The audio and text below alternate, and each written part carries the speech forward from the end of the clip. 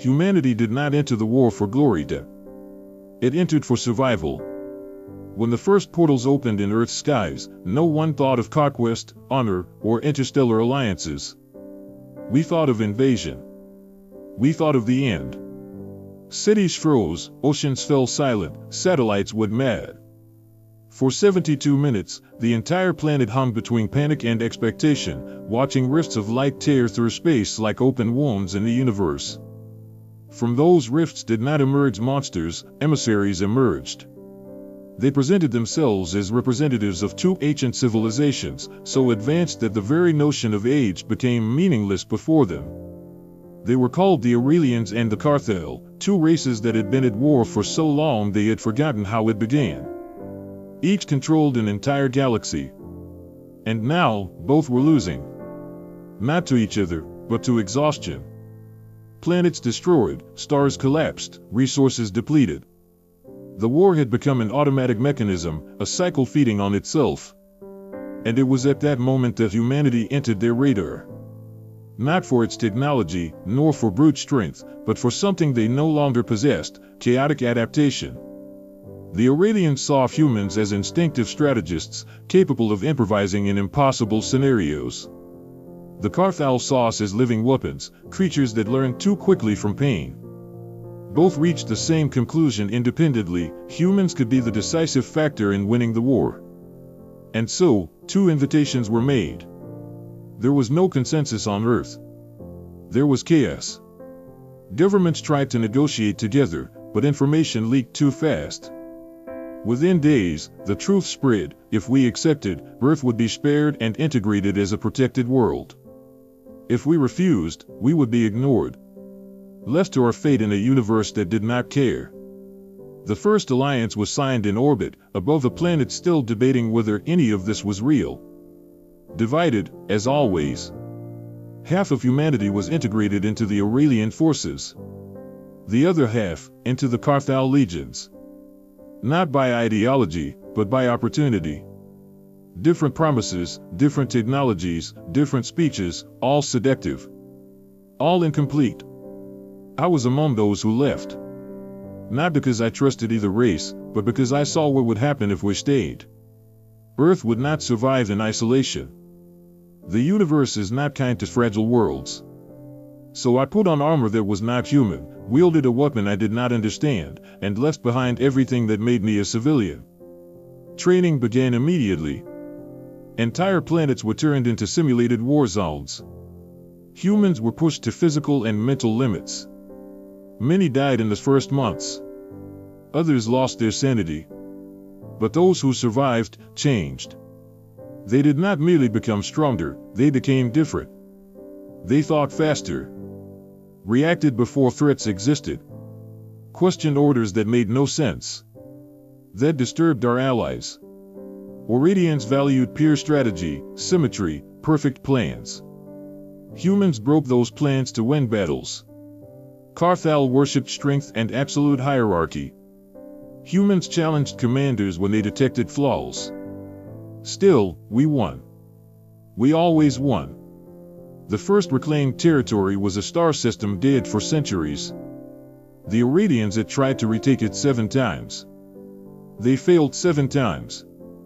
A human battalion succeeded in 3 days. Not through firepower, but by doing something no alien race had considered: turning the battlefield itself into a trap. That was when the universe began to watch us closely. Victories accumulated. Human transmission spread across galaxies. Humans changed the tide. Humans do not retreat. Humans win where no one wins. And while we were celebrated as heroes, something invisible began to shift. The Aurelians started studying us more carefully. The Carthel began restricting our access to certain information. Protocols were adjusted. Commands were filtered. It was not open distrust, it was caution. They realized it before we did. They realized the war was no longer under control.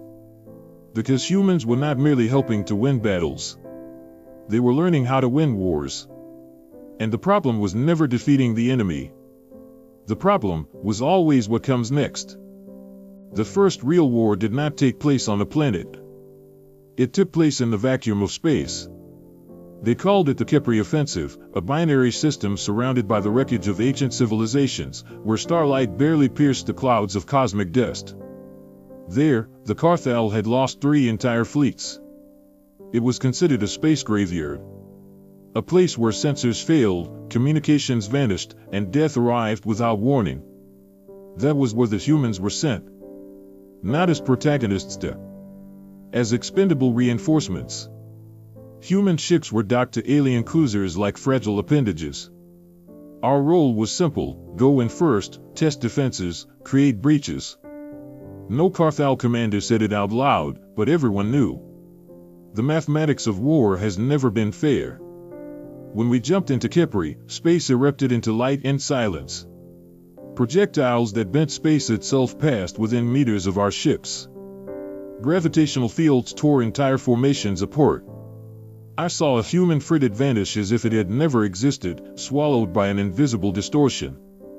There was no screen, no debris, only absence. That was where we learned the true language of galactic war: no one is safe, not even the victors.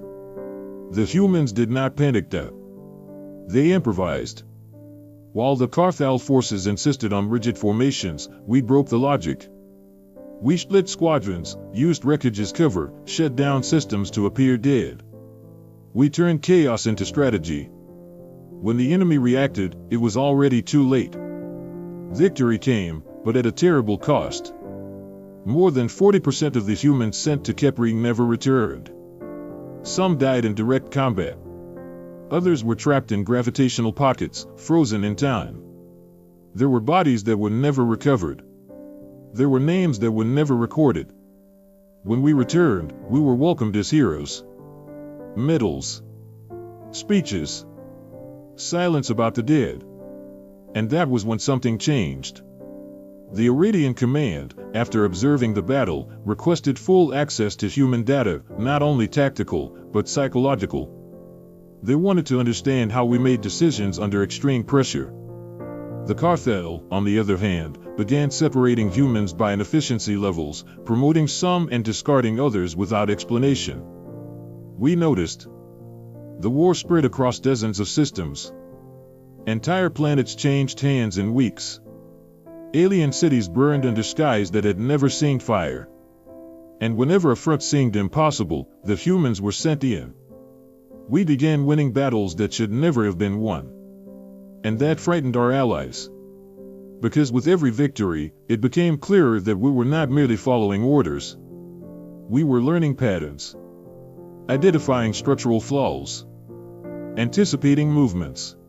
War stopped being a sequence of confrontations and became a map, and we knew how to read it. I saw Aurelian commanders arguing far from human ears, their expressions mixing admiration and fear. I saw Carthal leaders alter chains of command to ensure that no human ever had full control of a fleet. We were no longer equal allies. We were an unstable variable. Then came the Battle of Nox Prime. A living planet. Literally. The surface reacted to hostile presence. Mountains shifted. Oceans swallowed armies. The Aurelian forces had failed 5 times. The order was clear: a final frontal assault. Total sacrifice. The humans refused. For the first time, a human battalion disobeyed a direct order on a galactic scale. Instead, we rewrote the plan. We attacked the planet's ecosystem itself, not with destruction, but with adaptation. We turned the environment against itself. In 2 days, Nox Prime fell. The war took a new direction. And our allies finally understood what they had done. They had not recruited soldiers. They had created interstellar war strategists. From that moment on, victories continued. But the looks changed. And I knew, with cold certainty, that the greatest battle had not yet begun. Because the universe tolerates many things. But it never tolerates, for long, a species that learns too quickly how to dominate everything around it. The war advanced too quickly for anyone to pretend they still controlled it. Galactic maps changed weekly. Systems once considered neutral were annexed by force. Entire worlds fell without resistance once the first defenses were broken. And in nearly all of those advances, there was an uncomfortable constant: humans were at the center of the victories.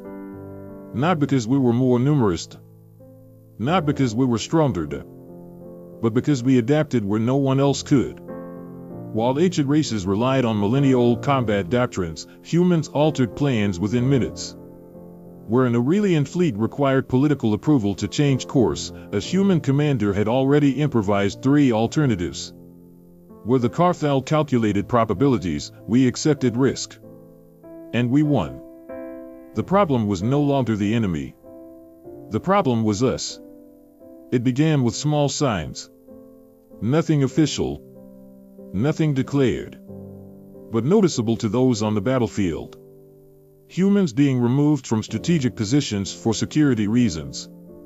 War councils held without human representatives. New protocols requiring direct alien supervision over human units. They called it reorganization. We called it distrust. I was present when an Aurelian general, from a species that lived more than 4 centuries, looked at a holographic map and said something I will never forget. If they learn to command on their own, they will no longer need us. The silence that followed was heavier than any explosion. At the same time, propaganda changed its tone. Humans were once described as valuable allies. Then as strategic resources. Finally, as high-volatility elements. Cold words, carefully chosen, but filled with fear. Still, we kept fighting. Because stopping meant allowing the enemy to advance. And because many of us still believed that final victory would bring equality. It was during this phase that the siege of Talron occurred. A fortress planet, the enemy's core military protection hub. Impenetrable orbital shields. Automated planetary defenses. 3 previous attempts had ended in massacres. High Command's order was simple: total attrition, at any cost. Once again, humans questioned the plan. And once again, they were ignored. So we did something different. While Allied fleets launched the frontal assault, human units silently detached from the main formation. Using false signatures and debris as camouflage, we descended to the planet's surface through its dark side. We did not attack the shields. We attacked what sustained them. In 6 hours, Talron fell. When the news reached the Galactic Council, there was no celebration. There was contained panic. For the first time, a decisive victory had not come from traditional forces. It had come from an unauthorized human maneuver. That was when the treatment changed permanently. Our commanders began to be replaced by liaison officers. Our communications were monitored. Psychological reports became mandatory after every mission. Some humans were removed from the front lines and never seen again. They said they were reassigned. But no one returned. Within the human ranks, the conversation shifted. We no longer spoke only of the enemy. We spoke of our allies. Of how we were used. Of how quickly we were sent to the front lines, and how slowly we were recognized as equals. The war was shaping us.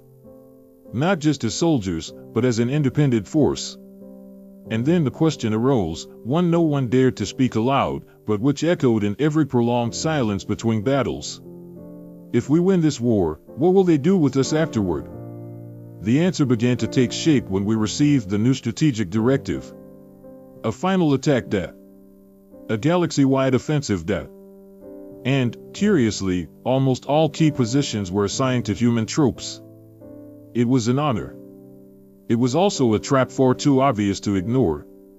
And in that moment, I understood that the war for galactic dominance was about to change its nature.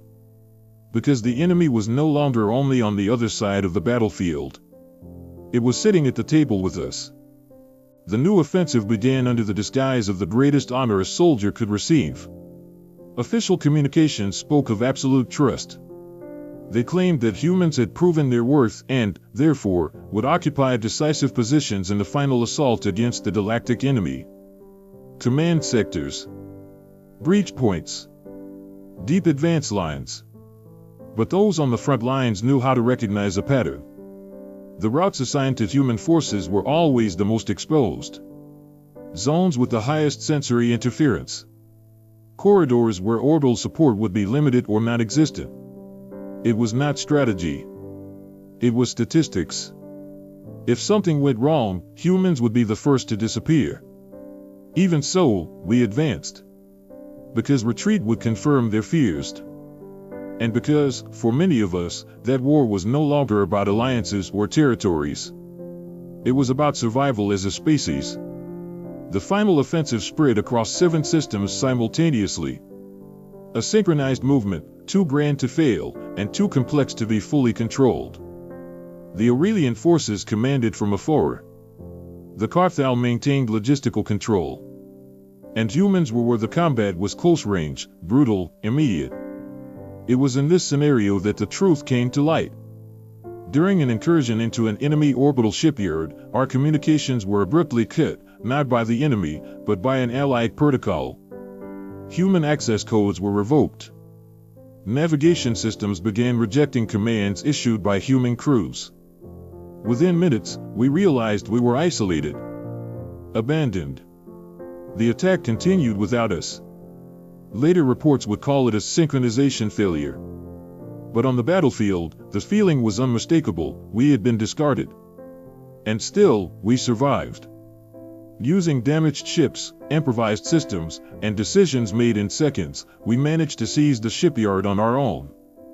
When contact was restored hours later, the High Command's reaction was not relief. It was concern. Because a force that survives abandonment ceases to be predictable. The following orders confirmed our worst fears. Human units would be redistributed for their own safety. Advanced weaponry now required alien authorization. Human officers were removed under vague accusations of emotional instability. The word was never spoken. But the meaning was obvious. The Allies were preparing for the post-war era. And in that future, there was no place for an autonomous humanity. That was when the first secret contacts began. Not formal meetings. Not open conspiracies. Just whispered conversations among human commanders, encrypted data exchanges, and the comparison of reports. The more we talked, the clearer it became: this was not happening on a single front. It was a galactic pattern. We were being reduced, even before the final victory. The greatest irony was cruel. The war against the external enemy was being won thanks to human strategies. The last enemy systems were on the brink of collapse. Victory was near, so near we could already feel the silence that would follow. And it was precisely that silence that terrified us. Because when the war ended, there would no longer be any justification for our armed existence. It was in this atmosphere that we received the final summons. A joint assembly. All Allied commanders gathered. A historic announcement about the end of the war and the reorganization of the conquered galaxies. Some celebrated. We prepared. Because we now understood, with painful clarity, that the next battle would not be fought against an enemy fleet. It would be fought against those we had called allies. The assembly was held above the dead core of a blue star, inside a colossal station built to symbolize the new galactic balance. There, representatives of dozens of species gathered to celebrate the official end of the war. Holograms displayed maps of conquered territories, newly opened trade routes, pacified systems. The war was over. But no one had told it humans. We were positioned as an external security force, far from the decision-making center. An entire ring of the station was occupied almost exclusively by human troops, armed, alert, but outside the chamber where the future was being shaped. That was no oversight. It was containment. When the speeches began, it became clear. The Aurelian spoke of stability. The Carthal spoke of order. Other species spoke of reconstruction. None spoke of humanity. Until a single term appeared repeatedly, disguised as praise: strategic resource. Humans were not mentioned as founding allies of the new galactic dominion, but as adaptable, efficient forces, ideal for occupying unstable zones. A permanent armed arm, but without sovereignty. Without the right to independent expansion. Without unrestricted access to the technology we had hoped to conquer. We had won the war, only to lose the future. The trigger came when a new decree was projected at the center of the assembly, the creation of the Unified Galactic Command, a supreme authority meant to regulate all interstellar armed forces. Human units would be integrated, not as leadership, but as a subordinate contingent. And worse, dispersed.